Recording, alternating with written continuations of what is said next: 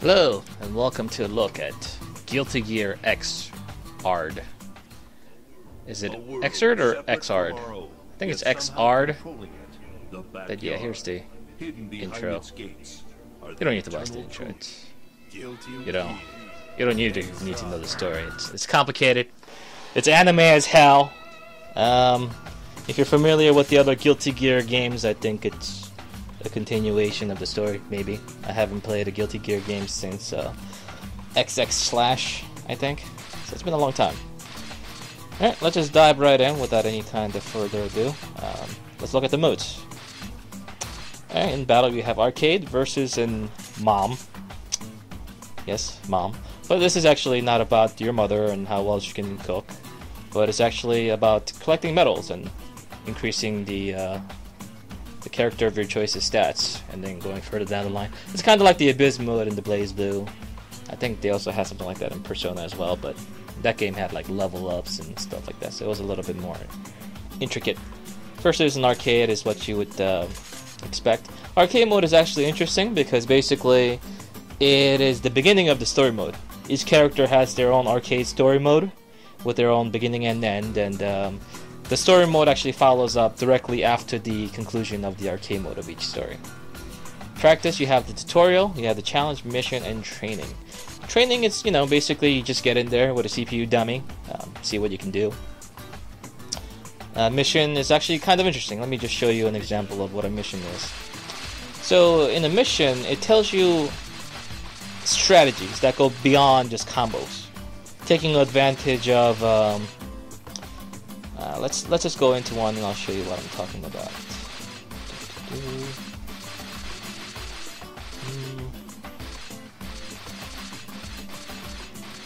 Let's go for recovery, because this is an interesting concept here. So in a fighting game, there are mechanics and strategies where you can learn how to play the game and take advantage of your opponent's mistakes. And not too many games actually show you how to take advantage of these scenarios.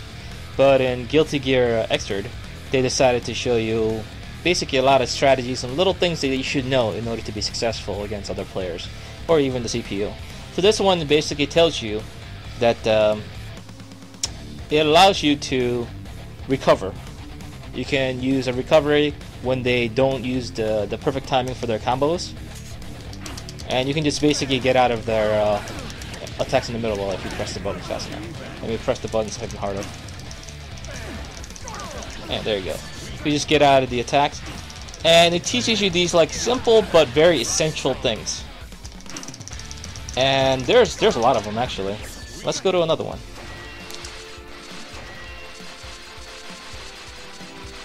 Block attacks while dodging, zoning opponents, ground to air attacks, air to air. Breaking defenses with overhead. This is actually a really good one too, because you can basically figure out the existence of overheads first of all, and secondly you can try to see how it might be useful in an actual combat scenario. As you know, most people will try to just block their low attacks, so what you would want to do is that you want to go into an overhead after a low move like so, and go directly into an air combo. Well, I can't do much more than that right now, but like that is something that I would totally use in an actual fight. I would use that. That's something that would actually work against many players that are not used to seeing those overhead attacks coming. Because 9 out of 10 times you're going to be holding down back if you're on defensive mode. So unless your opponent's in the air, you're holding the low block, and you get hit by the overhead and you get a hit for a massive combo. It really teaches you how to use the mechanics to your advantage. And there's a ton of these, and I've actually just barely scratched the surface on these actually. I did some more. If you go into like fighting Soul, you go into punishing his dragon punch attacks and stuff like that. It's actually pretty cool.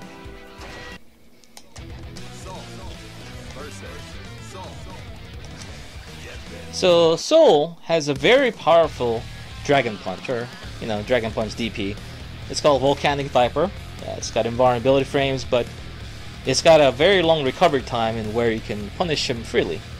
So let's take a look at that. So you block the attack, and then you go directly into a punish. Well, I screwed up though. Oh, I screwed up again. Nope, I screwed up again.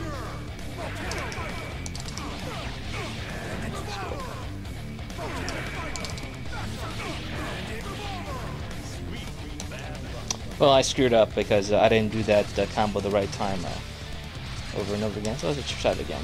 You can also choose the character you want to try to punish with. I guess Potemkin would be easy, you just do a command throw when he lands, but you want to do 100 damage or more after it. But he does the follow-up sometimes and screws my timing up. Yes, screws my timing up really bad. Oh, he landed under the side, god damn it. Can't screw it up there. Let's try with...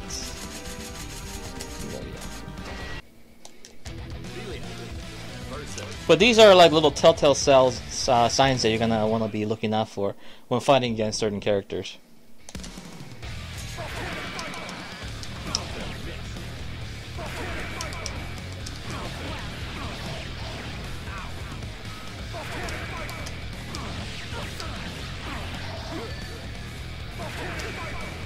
Man, that actually recovers a lot faster than I thought it did. But yeah, you get the gist. I don't wanna sit here doing that even though I've already finished it. Mission mode is actually really cool because of that. Challenge mode is what you would expect. They have these little sample combos that you can look into, and they get pretty elaborate and insane looking. But they are hardly the most practical or best damaging combos, but it's nice to see what the characters are capable of. Tutorial gives you a basic idea of how the systems of this game work, and there's a lot of stuff to learn. 15 total things to sit through. I've actually done this already in demo mode, that's why I chose not to do it. But yeah, it's a pretty nice selection of practice modes actually. I especially like the mission mode. I'll be delving farther into that as well. The story mode is basically an interactive, no, it's actually not even interactive. It's just an anime. It's a straight up anime. There's not even a single fight involved. You just sit there and you watch the story unfold. It's set in automatic mode from the very beginning, and you watch it like an anime. It goes for about 3-4 hours or something like that, yeah. And all you have to do in between is that sometimes it asks you if you want to continue the story, if you want to save the game and stuff like that. And just watch it. It's 10 chapters. It's okay. It's not great. I had basically very little idea what was going on most of the time, because I don't really follow the Guilty Gear storyline, if there really is one to follow.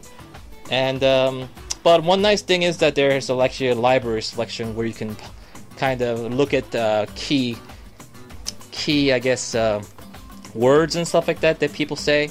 Like if you're not sure what they mean by the council, or who this person Kai Kisk or Leo and stuff like that are, you can actually press triangle in the middle of the story mode and look at like a little summary of who they are and what they've done in the past, which is a nice touch. But I found myself doing that way too much to actually just sit there and enjoy the story. But it's neat. Seems to be the logical conclusion of how they're doing the story mode in these fighting games, with no fighting, ironically. Database is what you would expect. You have your profile for online, you have your replays that you've taken, you have your gallery, and you have the library. This is the library that I was talking about. This actually went live a lot earlier than I expected. Let's see. Daisuke. He even has a thing for himself. Good job, Daisuke. Stop nerfing Tsubaki, bastard. Let's see. Oh wait, no. I don't think he has anything to bleed to. Or maybe he does. I think he makes music for it, but doesn't actually. Anyway. Yeah, Mori, I think, is more involved with that stuff. There's pictures and stuff. Outfit. Yeah. Right. But anyway, that stuff is neat. And you have the network mode. Let's just delve in real quick in the network mode and show you what it looks like. I think this is my least favorite part of this game. And it kind of sucks because it's such a huge part. Like, I think the lobby system is actually kind of weak. Like, gone are the cool arcade cabinet style from the Persona games, or well, Persona and BlazBlue, where you can customize your own little cute little icon, and then you just sit on cabinets, and then people would just fight you. It was very simple to use. Now instead of doing that stuff, you just create a lobby, and you just create a lobby and then you just create it. But now that I've created a lobby, I want to invite my friends and play with them. I go to the menu. There's no invite to lobby at all. There's nothing like that. How do I play against people? We just got to go to the same lobby, wait, and then walk into the lobby and then play with each other, and hopefully someone else doesn't join or maybe even password protected. It's a big hassle.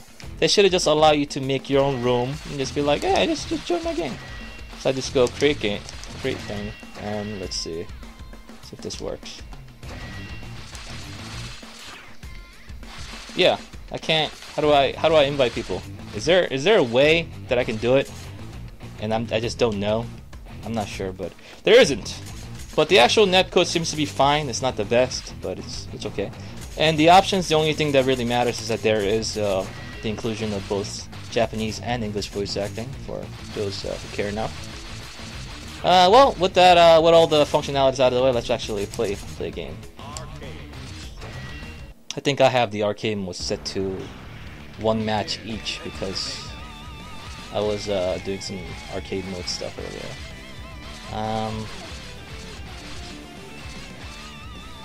Let's just go with Kai. Yeah, sure.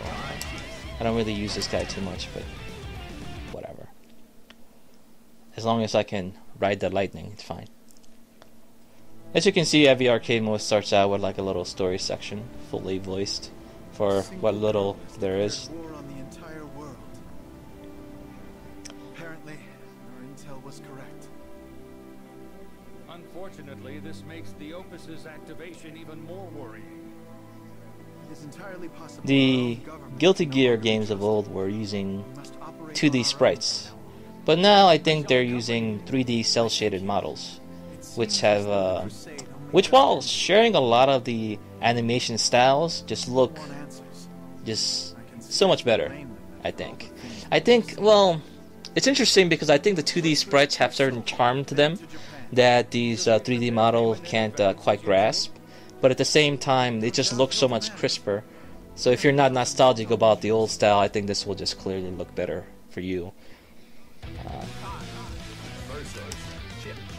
And you'll see the game in motion soon enough.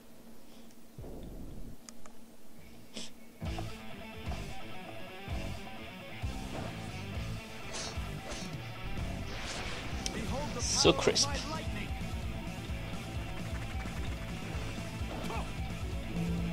Goddamn ninjas. Also, Guilty Gear music is awesome.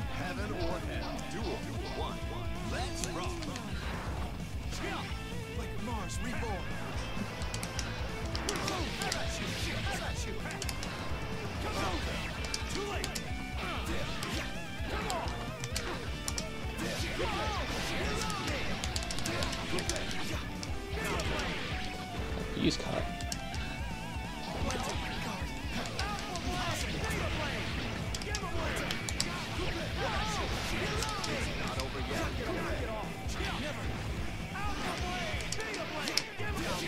Ride the lightning. Yeah, this game just looks really pretty.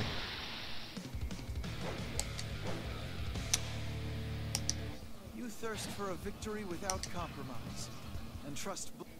And you'll have to excuse my poor performance. I don't use Kai. I've been using Milia and Soul, but in all honesty, I am just really bad at this game right now. If it were Blaze Blue or Persona, I could put in a bit of more effort and show some cool stuff, but right now, yeah, I don't really know too much about this game. Some Kai expert over there is like dying. Why would you do this? Unsafe moves.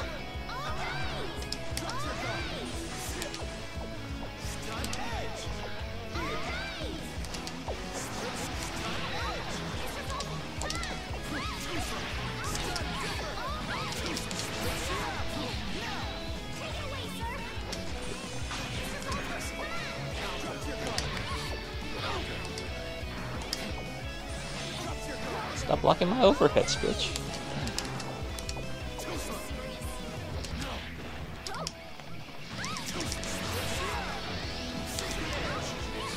Wow, I'm surprised that didn't kill her. Hadouken! Hadouken! Shut up, it's the same thing. Same motion and everything.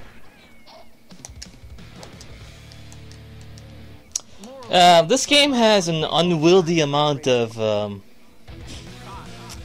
mechanics. It's gonna be a little difficult for me to show them off while I'm actually fighting, because I need meter and stuff like that. But yeah, I'll show off a couple of things if I can.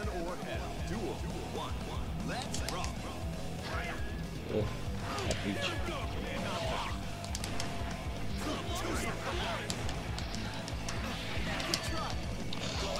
This is character, man. Oh yes, and Guilty Gear is really weird.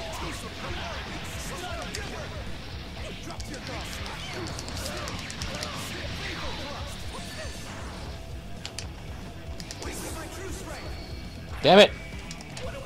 I was supposed to hit you with my instant kill, and then it was gonna be cool. But you ruined it. Ah! Ah! I screwed up! No! No! My bunghole! Oh my god, that does a lot of damage! Oh man, I almost lost against a round 3 CPU player. Okay. Yeah, this game is weird, man. It's got some weird characters that control in very unique ways. Unique is a nice way to put it, because man, if one of your special moves is sticking your finger up some guy's butt, I shudder to think what other kind of attacks you might have. But what I tried to do was an instant kill attack, which, as the name states, kills an enemy instantly if it connects. But as you can see, it's very slow. I need to be in a special mode, and yeah, all that stuff. So it's very balanced. You would hardly see instant kill moves really being relevant in high level play, but it is a fun thing to pull off against other people of like medium to low level skill.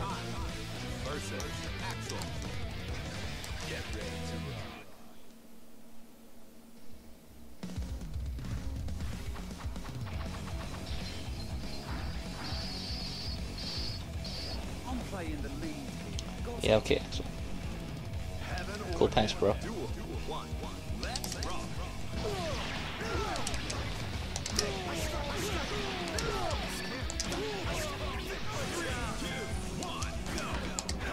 I don't know. Oh, the danger mode, bro.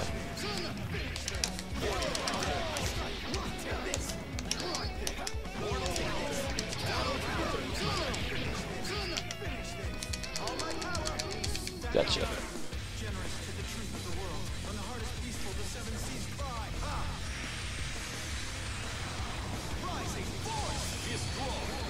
So just like the instant kills in the Persona or Blaze Blue series, they're very flashy looking animations. I don't think they look as quite as good, but some of them are pretty elaborate and nice looking, so I don't mind it.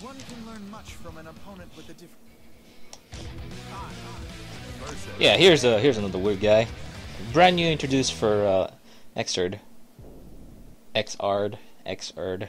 I mean, you would say third, right? And that's, yeah, I don't know. I want to say Xrd. Xrd. Who cares? Moving on.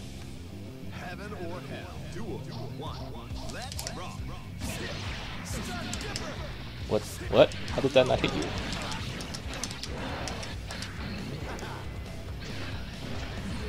I don't know what this guy's attacks are about. Ah! Stop it. Stop it. Whoa. Ah, just like in the story mode, he teleports. Why aren't my attacks hitting you? Oh, crap, I think I'm gonna die. Oh, no. I missed.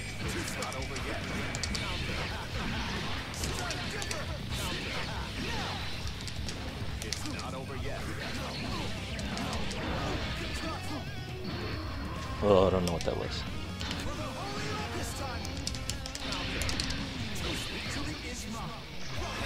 So what I did was that I used a move and I cancelled it during its active frames so that I could recover faster, so I could use that lightning bolt thing as a cover for my attack to come. You use a lot of meter in this game. You gain it fairly quickly, luckily, and it's I would say it's like a mid-level technique to use your meter properly, and it is completely essential to how well you can, I guess, enhance your offensive capabilities with using the cancels. I think it's a little kind of crazy to be able to cancel attacks that hasn't even fully come out yet, but hey, it's Guilty Gear. It's supposed to be complex, I guess. Zato. I die so many times, the man. I will show you darkness. Heaven or hell. Duel. One. Let's rock.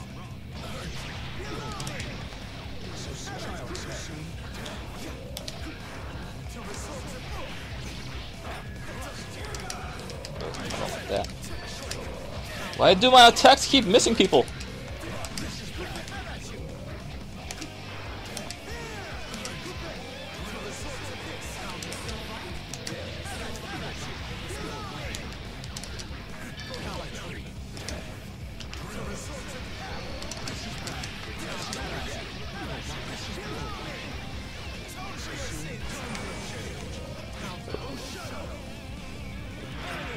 Nice.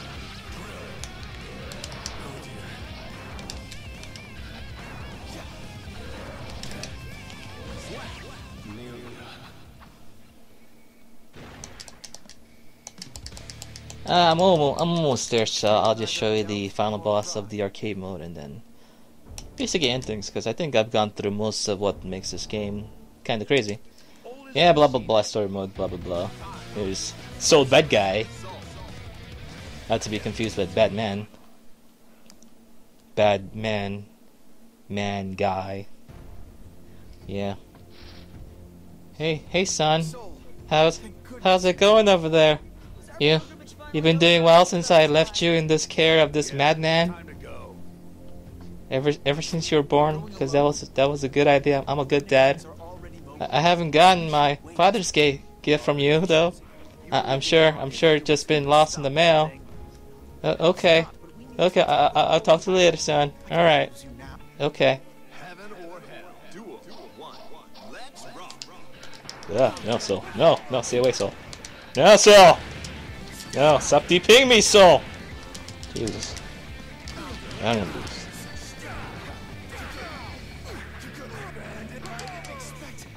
Yeah, totally gonna lose to a CPU, Soul.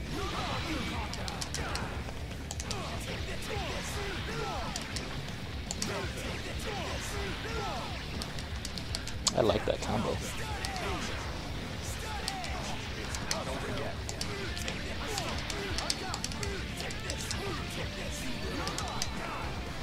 Okay.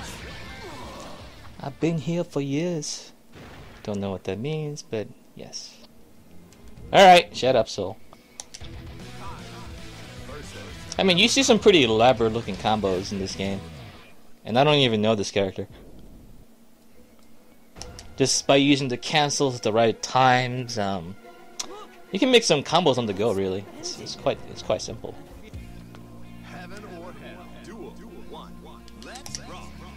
Really, bursting so early.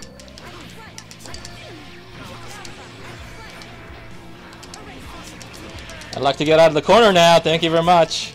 Stop the things that you're doing to me. Oh, yeah, I'm dead. I'm dead. I think I lost. My only chance. It's still instant killer, but it didn't work. Does that not have invincibility frames? Yeah! Boss mode, Arxis games. Characters. Yeah.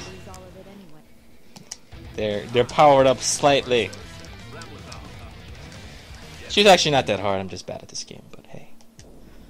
I gotta make excuses sometime. Not making excuses means that you accept that you lost, man. Why didn't that work?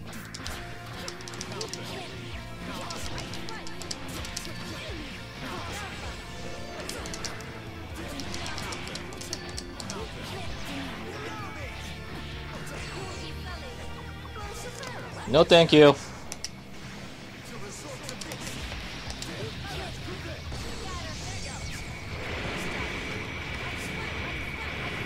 Jesus Christ, the meter.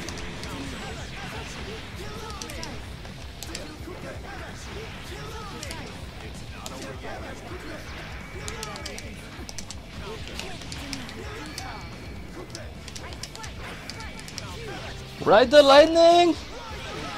Yeah.